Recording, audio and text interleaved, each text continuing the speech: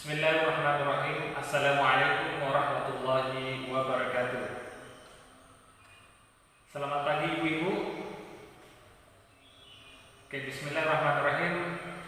Mari kita awali pertemuan kita pada kesempatan yang berbahagia ini dengan pembacaan Ummul Furqan Al-Fatihah. A'udzubillahi minasyaitonirrajim. Bismillahirrahmanirrahim. Alhamdulillahirabbil alamin arrahmanirrahim maliki yaumiddin. Baiklah, pertama marilah kita panjatkan puji syukur kehadirat Allah Subhanahu wa taala karena pada kesempatan yang berbahagia ini kita bisa beraktivitas kembali dalam keadaan sehat walafiat. Salat serta salam semoga tetap tercurahkan kehadirat Nabiullah Nabi besar Muhammad sallallahu alaihi wasallam. Baiklah ibu-ibu, yang pertama saya ucapkan banyak terima kasih kepada ibu-ibu karena sudah sudi hadir pada kesempatan ini dalam melaksanakan kegiatan kita yaitu FDS yang biasa kita lakukan setiap 1 bulan sekali. Kesempatan yang berbahagia ini kita akan belajar tentang modul yang keempat, yaitu tentang masalah perlindungan anak, di mana pada kesempatan ini kita akan mempelajari tentang yaitu langkah yang ketiga tentang pengertian kekerasan dan perlakuan salah. Tapi sebelum itu saya ingin membagi ibu-ibu menjadi 4 kelompok. Coba berhitung ibu-ibu, 1, 2, 3, 4. Baik, lagi yang sebelah kami, 1, 2, 3, 4. Lagi 1, 2, 3, 4. Satu lagi 1, 2, 3, 4. Nah, silakan untuk yang 1, kelompok 1 kumpul ke kelompok 1, kelompok 2 kelompok 2, kelompok 3 kumpul ke bagian kelompok 3, dan yang keempat kumpul ke bagian kelompok 4. Baiklah ibu-ibu, di sini saya sudah menyiapkan gambar. Ada beberapa gambar yang saya sudah persiapkan, nanti akan saya berikan kepada masing-masing kelompok, di mana tugas ibu-ibu di situ di masing-masing kelompoknya yaitu membedakan mana perlakuan baik, mana perlakuan yang salah. Nah, di situ sudah ada macam-macam tingkah laku atau situasi di dalam sebuah gambar itu. Di situ tugas ibu-ibu membedakan mana yang perlakuan baik, mana yang perlakuan buruk atau salah atau perlakuan salah. Nah, silahkan ibu-ibu, saya berikan waktu sekitar 15 menit ya. Nanti akan saya minta masing-masing kelompok untuk mempresentasikan hasil diskusinya. Kita capai dari pembelajaran ini atau dalam pertemuan ini yaitu bagaimana kita mampu melakukan pencegahan kekerasan dan perlakuan salah terhadap anak dan anak istimewa. Itu tujuan dari pembelajaran kita pada kesempatan yang berbahagia ini. Tapi sebelum itu saya ingin menyampaikan pengertian dari kekerasan. Apakah yang dimaksud dengan kekerasan? Kekerasan yaitu segala tindakan atau perlakuan yang sifatnya secara fisik, seksual, dan penganiayaan secara emosional atau pengabaian terhadap anak. Nah, di situ jenis-jenis kekerasan bentuknya ada berupa bentuk secara fisik, psikis atau kejiwaan, secara seksual, dan penelantaran. Sedangkan pengertian dari perlakuan salah adalah segala bentuk perlakuan yang tidak sepatutnya dilakukan oleh orang-orang yang diberikan tanggung jawab untuk melakukan sebuah kewajiban untuk baik itu untuk memelihara dan merawat anak yang dapat merugikan baik itu secara sementara ataupun secara permanen. Kelompok berapa yang pertama kali akan mempresentasikan tugasnya, hasil diskusinya? Ya, silahkan kita mulai dari kelompok 4. Silahkan maju ke depan. Ini tugas dari kelompok 4 ya. Kenapa ibu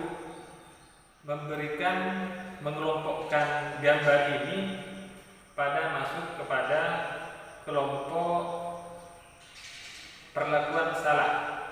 Silakan ibu.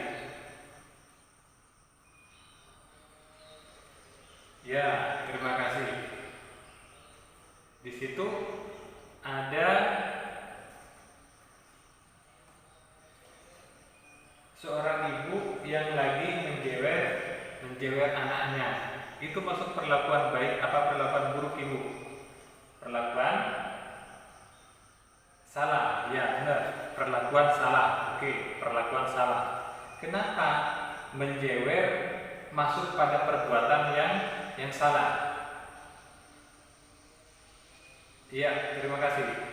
Ternyata menjewer masuk pada perlakuan salah karena di situ ada kontak fisik atau menyakiti. Oke, ini hasil dari presentasi kelompok 1, di mana di sini kenapa ibu memilih keluarga ini?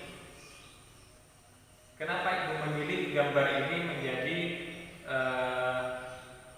perlakuan yang baik? Di sini ada keluarga yang lagi bercengkrama dengan anaknya, suami istri dan anaknya lagi bercengkrama. Ini masuk pada perlakuan baik atau perbuatan baik. Karena kenapa ibu? Karena di sini ya orang tua bersenda gurau kemudian ikut bermain dengan anaknya. Ini yang mungkin yang perlu kita lakukan, seringkali kita lakukan dengan anak-anak kita ya. Terima kasih. Selanjutnya saya ingin menjelaskan tentang jenis-jenis kekerasan. Jenis kekerasan itu ternyata bentuknya bukan hanya kekerasan secara fisik. Ternyata kekerasan itu bermacam-macam. Yang pertama yaitu kekerasan fisik ya. Kekerasan fisik misal contohnya menjewer, memukul, itu masuk pada kekerasan fisik. Nah, ini sering terjadi mungkin yang biar. Ya. Kemudian selanjutnya kekerasan secara psikis atau kejiwaan ya. Bagaimana contohnya? Contohnya misalkan membentak, memarahi anak, itu masuk pada kekerasan dalam bentuk psikis, yaitu secara kejiwaan. Kemudian kekerasan dalam bentuk seksual. Nah, ini seringkali terjadi baik itu di keluarga juga bisa terjadi ya. Misalnya ada orang tua sambung, misal ada anak sambung ya. Ini kadang-kala ada orang tua yang yang tidak senonoh melakukan perbuatan yang tercela ya. Kemudian di lingkungan sekolah juga kadang-kala ada guru yang mempunyai kelainan seksual misalnya playboy. Nah, ini sering terjadi ya. Sehingga dia bisa meraba-raba hal yang tidak semestinya dilakukan kepada seorang anak. Kemudian yang terakhir bentuk kekerasan yaitu penelantaran. Ini menarik ibu ya, penelantaran. Penelantaran ini seringkali terjadi juga dalam keluarga. Ketika kedua orang tua berselisih, kemudian terjadi perceraian, kadang-kala anak ini nggak tahu siapa yang akan merawatnya, sehingga kadang-kala si anak ini ikut kepada si nenek.